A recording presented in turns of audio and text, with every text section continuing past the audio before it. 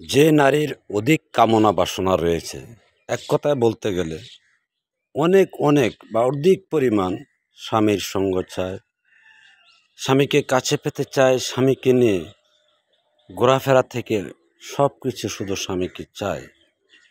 এক কথায় যা আপনি মনে করেন যে নারীর যৌন সক্ষমতা বা নারীর যৌবনের অধিক ক্ষমতা, ওই নারীরা কি আসলে আসলে ওই নারীগুলি মহান রবের পক্ষ থেকে নিয়ামতপ্রাপ্ত, যাদেরকে আল্লাহ উত্তম যৌবন দান করেছেন। কারণ উত্তম যৌবন ছাড়া অধিক কামনা বাসনা আসবেই না। সেই নারীকে আমাদের এই সমাজে অধিকাংশ ক্ষেত্রে দোষী সাব্যস্ত করা হয়, অপরাধী সাব্যস্ত করা হয়, ওদেরকে শুধু কন্ট্রোল করার উপদেশ দেওয়া হয়। কিন্তু এটা নিতান্ত ভুল।